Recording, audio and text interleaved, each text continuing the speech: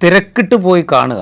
പ്രത്യേകിച്ച് എന്താണ് എൻ്റെ രാജ്യത്തിൻ്റെ താല്പര്യങ്ങൾ, അതിനനുസൃതമായിട്ട് പുതിയ അമേരിക്കൻ ഭരണകൂടത്തോട് ഞാൻ എങ്ങനെ സംസാരിക്കണം, അങ്ങനെ സംസാരിക്കുമ്പോൾ ഞാൻ എന്തൊക്കെ ഡാറ്റ അവരുടെ മുമ്പിൽ വയ്ക്കണം എന്നുള്ളൊരു ഹോംവർക്ക് ഇല്ലാതെ തിരക്കിട്ട് പോയി കണ്ടു എന്ന് താങ്കൾ സൂചിപ്പിക്കുന്നുണ്ടല്ലോ, അല്ലെങ്കിൽ അങ്ങനെ ഒരു ആക്ഷേപമുണ്ടല്ലോ. ഇപ്പോൾ ഞാൻ നേരത്തെ ആ പട്ടിക പറഞ്ഞല്ലോ, ബെഞ്ചമിൻ നെതന്യാഹു മുതൽ നരേന്ദ്രമോദി വരെയുള്ള 4ാമത്തെ നേതാവ് അദ്ദേഹം പോയി കാണുന്നു.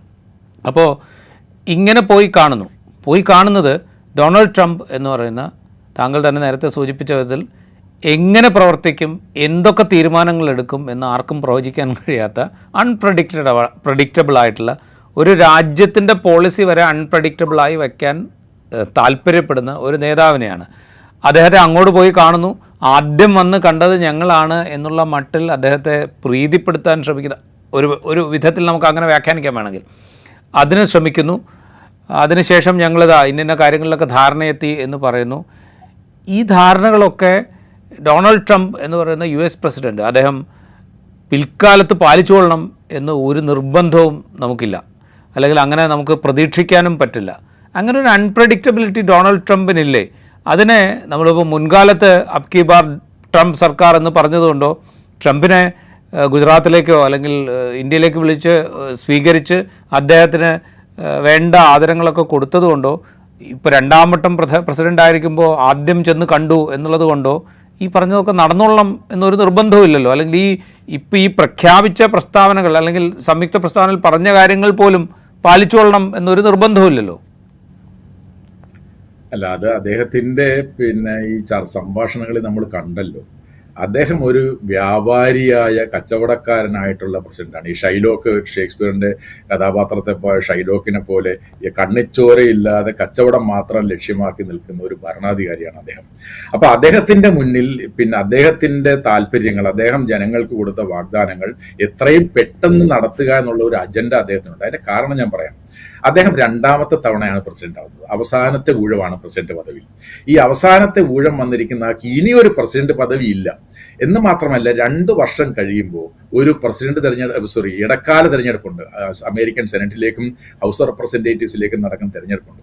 ഈ തെരഞ്ഞെടുപ്പിൽ അദ്ദേഹത്തിന്റെ പാർട്ടിക്ക് സെനറ്റിലും റിപ്പബ്ലിക്കൻ ഹൗസ് ഓഫ് റെപ്രസെന്റേറ്റീവ്സിലും ഭൂരിപക്ഷം നഷ്ടപ്പെട്ടാൽ ഇപ്പോൾ ഇദ്ദേഹം നടത്തുന്നത് പോലെ ഭരണം നടത്താൻ 2 വർഷം കഴിയുമ്പോൾ കഴിയാതെ വരും.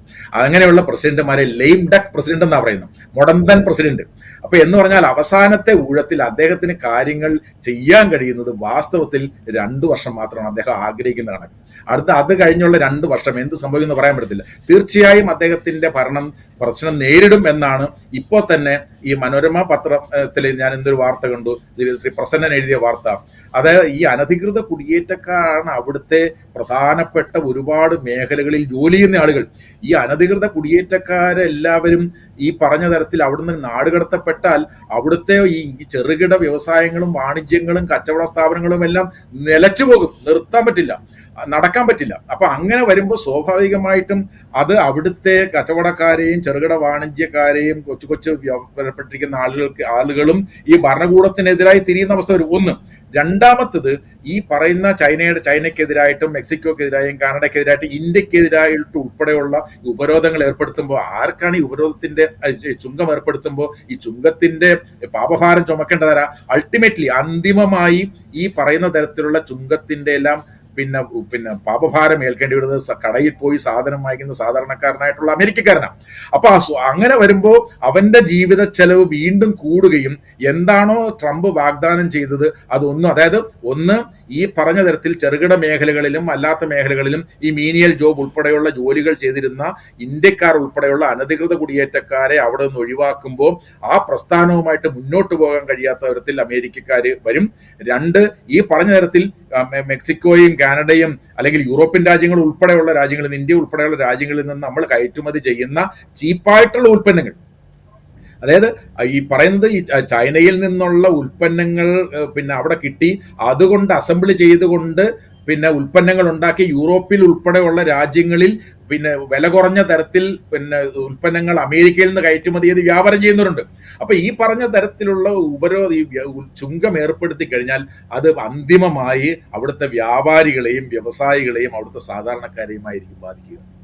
അതിന്റെ ഒരു സാമ്പത്തിക ശാസ്ത്രം ഈ പറഞ്ഞ തരത്തിൽ ഈ ചുങ്കം മിസ്റ്റർ താരിഫ് എന്നറിയപ്പെടുന്ന അമേരിക്കൻ പ്രസിഡന്റിന് മനസ്സിലാകുന്നില്ല എന്നാണ് അമേരിക്കയിൽ ഉൾപ്പെടെയുള്ള ആളുകൾ, സാമ്പത്തിക വിദഗ്ധർ പറയുന്നത്.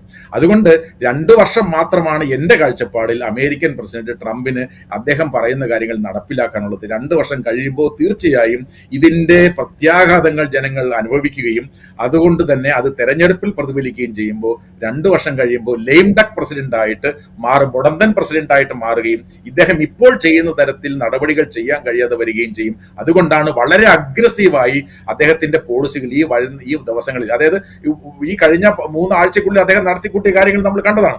അപ്പൊ അതുപോലെ തന്നെ ആയിരിക്കും തുടർന്നുള്ള ദിവസങ്ങളിൽ വരാൻ പോവുക. അത് അമേരിക്കൻ സമ്പദ് വ്യവസ്ഥയും ആഗോള സമ്പദ് വ്യവസ്ഥയും ആഗോള സമാധാനത്തെ പോലും നമുക്കറിയാം. ഞാൻ അത് പറഞ്ഞുകൊണ്ട് അവസാനിപ്പിക്കാം. ഈ ഗാസ എന്ന് പറയുന്ന സ്ഥലത്തിന്റെ കാര്യത്തിൽ ഏർപ്പെടാൻ അമേരിക്കയ്ക്ക് എന്തോ അവകാശം? അതൊരു ഒരു ഒരു ഒരു ജനങ്ങളുടെ ഒരു രാഷ്ട്രത്തിന്റെ പ്രശ്നമാണ്. അവിടെ പറയുകയാണെങ്കിൽ ഗാസയിലുള്ളവരെല്ലാം നിങ്ങൾ ഒഴിഞ്ഞു പോകണമെന്ന് പറയാൻ അമേരിക്കൻ പ്രസിഡന്റിന് വല്ല അവകാശമുണ്ടോ? ഇന്ത്യയുടെ ഒരു ഭാഗത്ത് നിന്ന് കാശ്മീരിലുള്ള ആൾക്കാരെല്ലാം അവിടുന്ന് ഒഴിഞ്ഞു പോകണം, ഞങ്ങളൊരു കാശ്മീർ ഒരു ടൂറിസ്റ്റ് കേന്ദ്രമാക്കാൻ പോവുകയാണ് എന്ന് പറയുന്നത് പോലെ ഒരു കാര്യമല്ലേ അത്? അമേരിക്കയ്ക്ക് ഒരു അവകാശമുള്ള കാര്യമല്ലല്ലോ. ഒരു ജനതയുടെ ആവാസ കേന്ദ്രത്തിൽ നിന്ന് ഒഴിഞ്ഞു പോകണമെന്നൊക്കെ പറയാനുള്ള ധാർഷ്ട്യം അദ്ദേഹം പറഞ്ഞെന്താ, ഞാൻ അദ്ദേഹത്തിന്റെ പ്രചരണ കാലത്തൊക്കെ പറഞ്ഞു, ഞാൻ യുദ്ധം നടത്താനല്ല, അമേരിക്കയ്ക്ക് അമേരിക്കൻ സമ്പദ് വ്യവസ്ഥ രക്ഷിക്കാനാണ്, ഞാനൊരു പെസിഫയർ ആണെന്ന് പറഞ്ഞു വന്ന ആള് ഇപ്പൊ ലോകം ഒട്ടാകെ യുദ്ധപ്രഖ്യാപനം നടത്തണം. ഞാൻ പനാമ പിടിച്ചെടുക്കും, ഞാൻ ഗാസ പിടിച്ചെടുക്കും, ഞാൻ മെക്സിക്കോ പിടിച്ചെടുക്കും, ഞാൻ ഗ്രീൻലാൻഡ് പിടിച്ചെടുക്കും എന്നൊക്കെ പറയുന്ന തരത്തിൽ വളരെ അശാന്തി സൃഷ്ടിക്കുന്ന തരത്തിലുള്ള പ്രഖ്യാപനങ്ങളുമായിട്ടാണ് ഇപ്പോൾ നിൽക്കുന്നത്. അതിനു പുറമെ സാമ്പത്തിക തരത്തിൽ വ്യാപാര യുദ്ധം അദ്ദേഹം തുടങ്ങിക്കഴിഞ്ഞു. അത് പല മേഖലകളിലും അത് പ്രതിഫലിക്കാൻ തുടങ്ങിയിട്ടുണ്ട്. അപ്പോൾ സാമ്പത്തിക രംഗത്തും രാഷ്ട്രീയ രംഗത്തും അശാന്തി വിതയ്ക്കുന്ന ഒരു പ്രസിഡന്റിന്റെ കാലാവധിയായിരിക്കും ട്രംപ് 2.0 സംഭവിക്കാൻ പോകുന്നത്.